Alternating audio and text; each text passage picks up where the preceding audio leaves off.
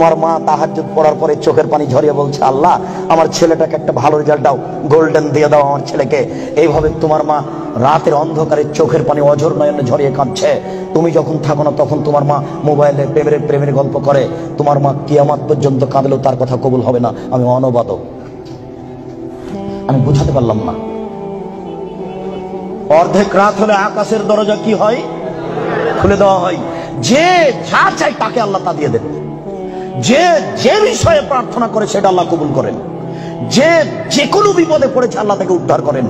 তবে যার জেনার সম্পর্ক আছে তার কথা আল্লাহ কবুল করেন না। আমি কি দিয়ে বুঝাই জেনা কত বড় বিপদ? আমি কি দিয়ে বোঝাই আপনাকে জেনা কত বড় বিপদ?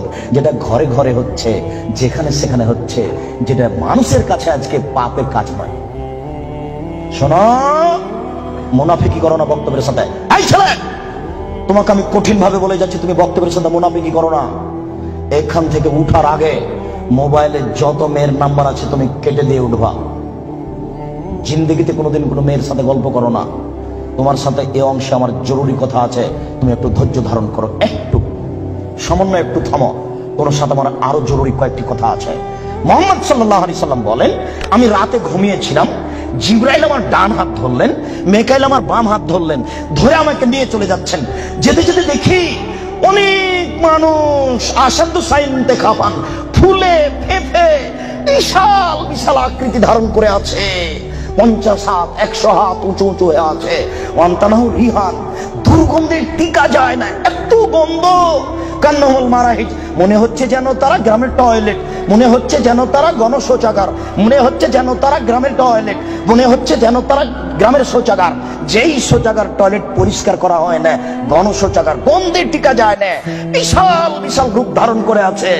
আমি বললাম, জিবরাইল মানাহু নাই, এরা কে? জিবরাইল, এরা কারা? ছি ছি ছি ছি, এরা কারা? এতক্ষণে গন্ধ, এতক্ষণে ফুলে আছে। তখন জিবরাইল বললেন, অহমজ্জনাতা জাওয়ানি, এরা হলো ব্যভিচারী। বলো যুবক, মোটা মোটা হ্যাঁ ফুলে আছে, খুব গন্ধ, এরা কারা? ব্যভিচারী। তুমি সাবধান থাকো, তুমি একটু অপেক্ষা করো। শুনুন, আল্লাহ নবী বলছেন যে আমার ডান হাত জিবরাইল ধরলেন, বাম হাত মিকাইল ধরলেন, ধরে নিয়ে চলে যাচ্ছেন। যেতে যেতে দেখি একটা গর্ত, চুলার মতো। কোন চুলা? যাতে তন্দুরি রুটি হয়। তন্দুরি রুটি চুলা দেখেছেন? ভিতরে রুটি দিয়ে সিদ্ধ হলে বের করে নেওয়া হয়, এরকম চুলা। তার ভিতরে দেখি ধাঁধা ধাঁধা ধাঁধা করে আগুন জ্বলছে। ইরতাফাও, আগুন যখন জোরে জ্বলে উঠছে তখন ওর ভিতরে যা কিছু আছে সব উপরে চলে যাচ্ছে। খামেদাত রাজাউ ফিহা, আর যখন আগুনটা কমে আসছে তখন সব নিচের দিকে চলে যাচ্ছে। ফিহারে জালুন অনিসাউন ওরাতুন, তাতে দেখি পুরুষ এবং নারী জমা ধরে আছে উলঙ্গ অবস্থায়, পরনে কাপড় নেই কারো, এভাবে জমা ধরে আছে উলঙ্গ অবস্থায়।